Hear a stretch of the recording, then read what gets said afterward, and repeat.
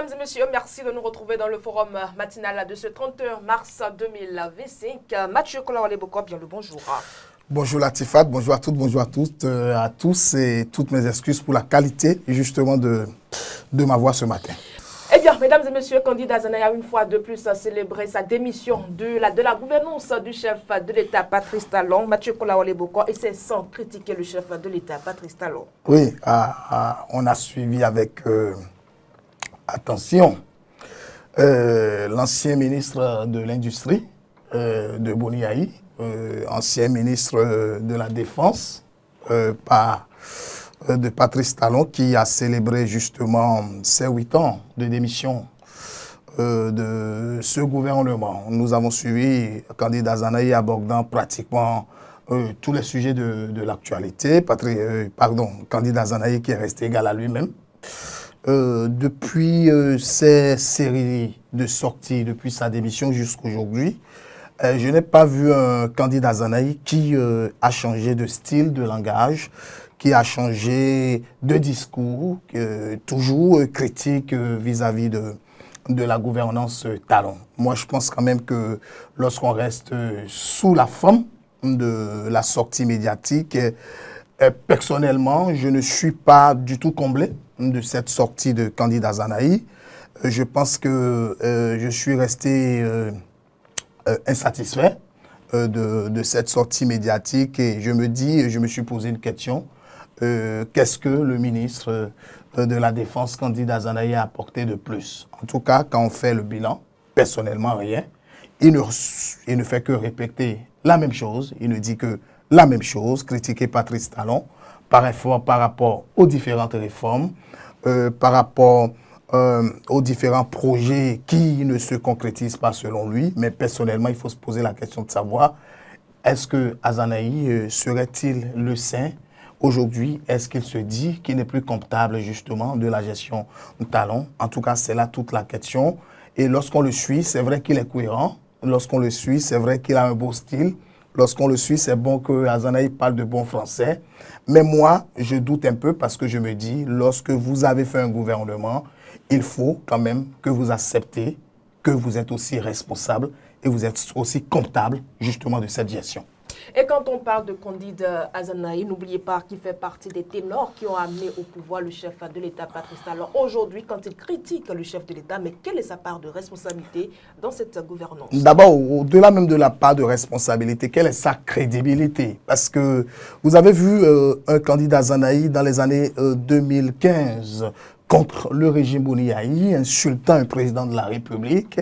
À la limite, vous avez vu un candidat Azanaï toujours à proximité du candidat Talon. Vous avez vu un candidat Azanaï qui faisait Paris, Cotonou, Cotonou, Paris, tout comme si, ben écoutez, tout marche. Vous avez vu un candidat Azanaï qui était fier de défendre justement un Patrice Talon, candidat, qui était fier de dire, nous sommes là pour apporter du nouveau, nous sommes là pour apporter un souffle.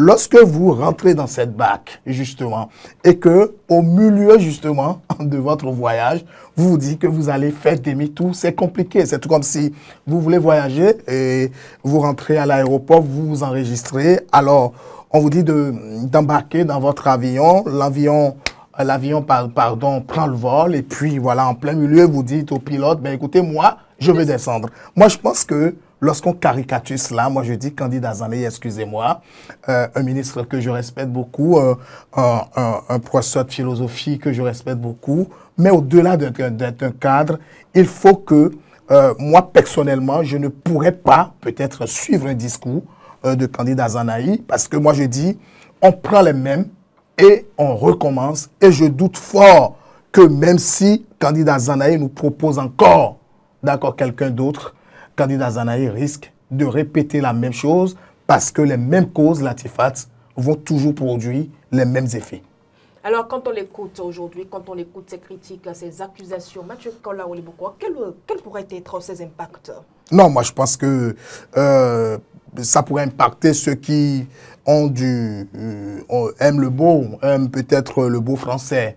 Moi, personnellement, quand tel que candidat Azanaï décortique justement le discours du chef de l'État, moi, personnellement, j'ai décortiqué aussi sa sortie médiatique. Moi, je pense que il y a quand même un style, je l'ai dit, mais dans le fond, je pense qu'il y a toujours à revoir parce que même si on me parle de la réforme du système partisan, aujourd'hui, candidat Zanaï se dit, ben, écoutez, moi, en 2000, candidat Zanaï, pardon, a démissionné en 2018, en 2019, il n'est pas allé aux élections, en 2020, il n'est pas allé aux élections, en 2021, candidat Zanaï n'est pas allé aux élections, en 2023, il n'est pas allé aux élections.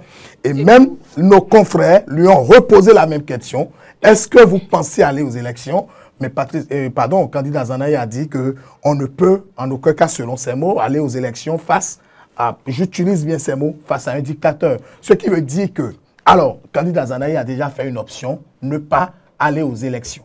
Qu'est-ce que candidat Zanaï propose de façon concrète, d'accord, aux Béninois, pour qu'on puisse le faire? On me parle d'une refonte de constitution. D'accord, je pourrais le concéder.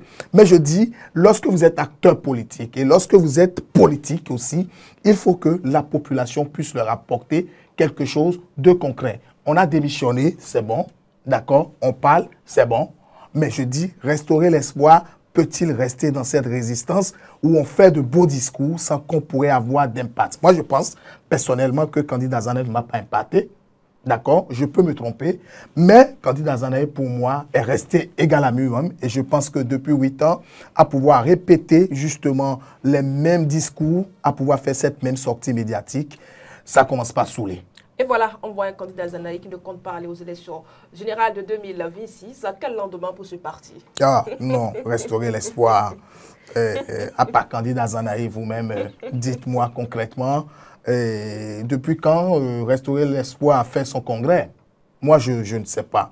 Moi, je pense que est-ce que le congrès de restaurer l'espoir remonte à quand? On connaît au moins pour le parti les démocrates, on connaît pour les autres partis. C'est vrai qu'il a dit qu'il est le grand frère, d'accord, des petits qui sont derrière lui aujourd'hui.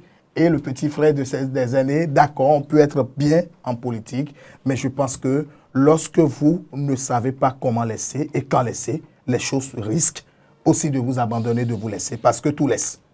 Voilà, tout laisse. Merci à vous, Mathieu Kolaoleboko. Ça n'est donc terminé pour le forum matinal de ce... Et toutes mes excuses, hein, une fois encore, pour la qualité de la voix. Et voilà. Je pense qu'on y travaille pour que ça revienne très vite. On fait avec le devoir oblige. Mesdames et messieurs, voilà donc tout pour le forum matinal de ce matin. Nous allons à présent nous informer de la note météorologique de ce lundi, 31 mars.